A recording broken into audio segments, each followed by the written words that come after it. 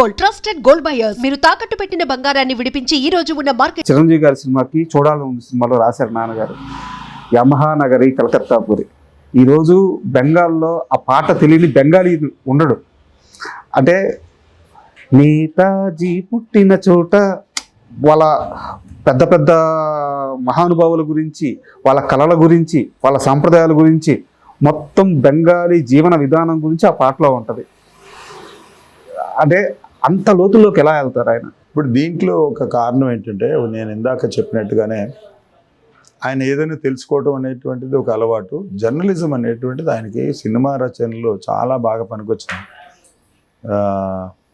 ఒక రకంగా కొంతమంది జర్నలిస్టులు సినిమా పాటలు రాయడానికి కూడా అది కారణమైందేమో. కానీ ఆయన ఈ జర్నలిజంలో మీకు అనేక రకాల పుస్తకాలు, పరిచయాలు, ప్రాంతాలు వెళ్ళటము, తెలుసుకోవటము విస్తృతంగా ఉంటుందండి. అందులో ఆయన 4-5 పత్రికల్లో పనిచేయటం. ఒక సెమినార్కి వెళ్తాం, జర్నలిస్టులు అందరూ ఏం మాట్లాడుకుంటాం, బాయ్ సాబ్ ఆప్ కహా సే హై అంటాం. హిందీ వాడు, బెంగాలీ వాడు ఏదో మాట్లాడతాం, ఉర్దూ వాడు వస్తాడు, ఇంగ్లీష్ వాడు వస్తాడు. ఫస్ట్ వాళ్ళు మ్యాగజైన్స్ వాళ్ళ ఇన్పుట్స్ ఇస్తారు కదా, అవన్నీ దాచుకుంటాంగా. అవును కదండి. అట్లాగే 1962లో ఈయన ఆంధ్రప్రదేశ్ జర్నలిస్ట్ అసోసియేషన్కి సెక్రటరీగా చేశాడు మా నాన్నగారు. అప్పుడు ఎంత ఆయన వయసు 26 ఎంతో ఉంటుంది. ఆ వయసులో ఆయన సెక్రటరీ. అప్పుడు ఒక 15 రోజుల పాటు ఒక సభలు జరిగినాయండి కలకట్టాలో. ఆల్ ఇండియా జర్నలిస్ట్ అసోసియేషన్ తరఫున అందరూ పాల్గొనడం జరిగింది. సెక్రటరీసే వెళ్తారు, అంటే ఒక్కొక్క స్టేట్ నుంచి ఒక్కొక్క సెక్రటరీ వెళ్తారు. అలా వెళ్ళాడు. వెళ్ళినప్పుడు ప్రధానంగా మరి ఊరికి వెళ్ళిన తర్వాత అక్కడ ఏం తింటాం, ఏముంటాయి, దాంట్లో చాలా విశేషాలు ఉంటాయి. కొంటిత మీరు అన్న కొరతనం కొంటిత చేష్టలు కూడా ఉంటాయి. రాత్రంతా రజనీగంధ కుర్రాళ్ళకి సంబంధించింది.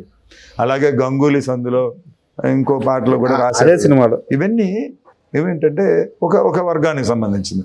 క్లాసు సంగీత పరంగా ఎస్డి బర్మన్ కేధార అని అలాగా, అలాగే సాహిత్యపరంగా రవీంద్రనాథ్ ఠాగూర్, జాతీయ పరంగా సరోజినీ దేవి, నేతాజీ, వీళ్ళ. సో ఇన్నిటినీ పూచిన చోట ఇవన్నీ ఎలా ఉంటాయంటే, ఒక జర్నలిస్టిక్ దీంట్లోంచి ఎక్వైర్ చేసిన నాలెడ్జ్ని కవితాత్మతో బయట పెట్టడం. అంటే చిరంజీవి గారితో ఆయన అసోసియేషన్ ఎలా ఉంది? మంచిదండి. చాలా ఆయనకి చాలా ఇష్టడు చిరంజీవి అంటే. ఎందుకంటే డైనమిక్ పర్సన్, తన పాటలకి పరిపూర్ణంగా న్యాయం చేశాడు. అంటే కమర్షియల్ సాంగ్సే కదా ఎక్కువ ఉండేది. సో అంత ప్రాచుర్యం రావడానికి ప్రధాన కారకుడు చిరంజీవి అని ఆయన చెప్పుకున్నాడు. అలాగే చిరంజీవి గారు తను రాసినప్పుడు, మా పుస్తకంలో, నాన్నగారి పుస్తకంలో రాసేప్పుడు నన్ను స్థిరంజీవి అని ఆశీర్వదించారు మొదట్లోనే వేటూరి గారు అని చెప్పి తను చాలా గర్వంగా చెప్పుకున్నాడు. స్థిరంజీవి అంటే వెరీ బిగినింగ్ లో. అప్పుడు ఇంకా అదేదో అభిలాష ఇలాంటి సినిమాల్లో వచ్చినప్పుడే ఆయన నాన్నగారు వేటూరి గారు అప్పుడే పట్టేశారు.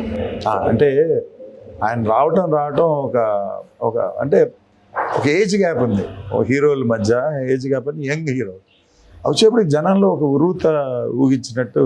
ఇప్పుడు ఎలాగైతే మీరు మన జూనియర్ ఎన్టీఆర్, లేకపోతే రామ్ చరణ్, తర్వాత మన బన్నీ, వీళ్ళంటే ఎలా ఉద్రేకం వచ్చిందో, ఆ రోజుల్లో ఆయన వస్తే అలా ఉద్రేకం వచ్చింది జనానికి. పైగా ఆయన ఒక్కడే అయిపోయాడు. అంటే ఇష్టం వచ్చిన డ్యాన్స్ చేయటం, ఫైట్స్ చేయటం, జనంలో ఒక ఐడలైజేషన్ స్టార్ట్ అయింది ఒక కొత్త తరానికి. రామారావు గారు ఎలాగైతే గుండమ్మ కథలో నిక్కరేసుకుని పాటలు పాడి ఎలాగైతే ఐడలైజ్ అయ్యాడో, ఆయన అలా అయిపోయాడు. ఇప్పుడు మనం ప్రస్తావించుకున్న పాటకే ఈ యమహా నగరి పాట మొత్తం లిరిక్స్ అన్ని విన్నాక, పాట అంతా విన్నాక, చిరంజీవి గారు అప్పటికప్పుడు నాన్నగారికి ఏదో బహుమతి ఇచ్చారని చెప్తారు, నిజమేనా? అప్పటికంటే ఆయన వెళ్ళేటప్పటికి లేట్ అయింది. కాకపోతే రికార్డ్ అయిన వెంటనే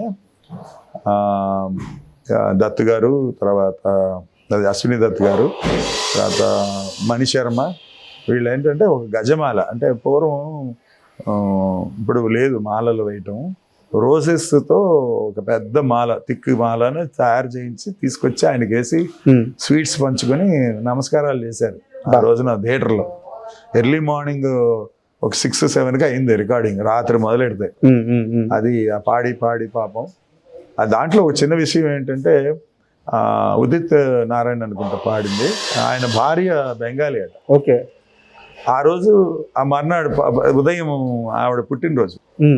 తను ఫ్లైట్ ఎక్కబోతూ గురువుగారు ఇంత గొప్ప పాట పాడాను బెంగాలీ వాళ్ళ మీద, మా ఆవిడకి ఇదే కానుక అని చెప్పి ఆ క్యాసెట్ తీసుకుని వెళ్ళాడు.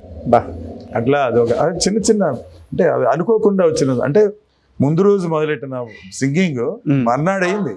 అండ్ వేటూరి గారు చాలా పాటలు కారులో తిరుగుతూనే రాపించారు. అంటే ఆయన డిక్టేషన్ ఇస్తుంటే ఆయన ఓరల్గా చెప్తుంటే అసిస్టెంట్స్ రాసుకునే వాళ్ళంట. ఆయన చాలా పాటలు కారులో రాశారు అని చెప్తారు. అలాంటి ఒక పాట ఏమన్నా గుర్తుందా మీకు?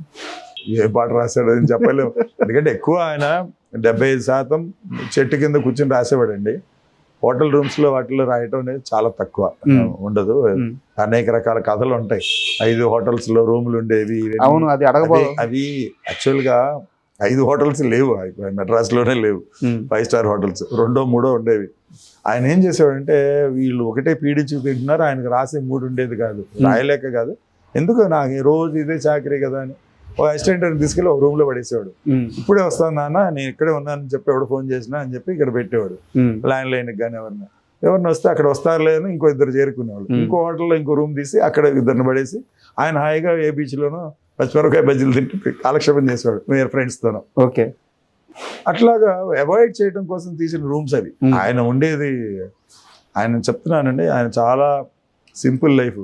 ఒకవేళ హోటల్లో వండాల్సి వస్తే ఆయన నేల మీద పడుకుంటాడు, బెడ్ మీద ఎప్పుడు పడుకోడు. ఇంట్లో కూడా అంతే. అవునా? నేల మీద ఒక పట్టా వేసుకుని, తిక్కు పట్టా, చెయ్యి తల కింద చెయ్యి దిండు కూడా పెట్టుకోవడానికి తల కింద చెయ్యి పెట్టుకుని పడుకుంటాడు. ఏసీ పడదు. అలాంటి వాడు 5 స్టార్ హోటల్లో ఏసీ రూమ్ తీసుకుని ఆయన ఉండడు. మరి అందరూ బయట 4 రూముల్లో ఉండేవారు, 5 రూముల్లో తీసేవాడు. కాబట్టి వీళ్ళని ఏమార్చడం కోసం తీయటం. ఎందుకంటే ఇప్పుడు దొరకలేదని తర్వాత ఇంటికి వస్తారు, ఇక్కడున్నాడు అక్కడున్నాడు అంటే ఆ రోజు అయిపోతుంది కదా. ఈ హోటల్లో ఫలానా రూమ్ లో ఉన్నాడు, ఆ హోటల్లో ఫలానా రూమ్ లో ఉన్నాడు, అన్ని వాటికి ఆయనే పే చేసుకున్నాడు. వీళ్ళని ఏమార్చడం కోసం అసిస్టెంట్ డైరెక్టర్లు పెట్టి అలాగా, నాయన నీకు సాయంకాలం లోపల పాటిస్తాను రా, నువ్వు ఇక్కడ కూర్చో ఎంజాయ్ చేయి, వాడు హాయిగా ఏదో వాడికి కావాల్సింది ఏదో తెప్పించుకుని, అంటే ఎక్సెప్ట్ మందు ఏదో చేసేవాళ్ళు. అట్లా ఎంజాయ్ చేసుకుంటూ ఉన్నారే తప్ప ఈయన వాళ్ళని అవాయిడ్ చేయడం కోసం చేసిన ఇదే తప్ప ఆయన ఎంజాయ్మెంట్కి ఎప్పుడో 5 స్టార్ హోటల్లో రూములు తీసుకుని, ఎందుకంటే ఇంట్లోనే లేదు ఆయన మంచం. ఆయన హార్డ్ నేల మీద పడుకుంటేనే ఆయన నిద్ర పడుతుంది. అండ్ నేను విన్నదాని ప్రకారం ఆయన మంచి భోజన ప్రియుడు అంట. అది కరెక్ట్. మీరే మీ ఊళ్ళో ఫలానా, మీ ఊళ్ళో కాజా కాదు ఇంకోటి ఏదో ఉంది అంటే మీ వచ్చేస్తాడు మీ వెనకాల, అదేంటో చూడాలని, ఎలా చేస్తారో దాని టేస్ట్ ఏంటో, అంత ఒక భోజన ప్రియత్వం ఉంది ఎక్కడ ఏదన్నా. అది చాలా వరకు న్యాయంగా అందరూ ఏదో చెప్పుకుంటున్నారు కాబట్టి అంతవరకు ఆయన. వేటూరి గారికి ఇష్టమైన ఆహారం అంటే ఏంటి?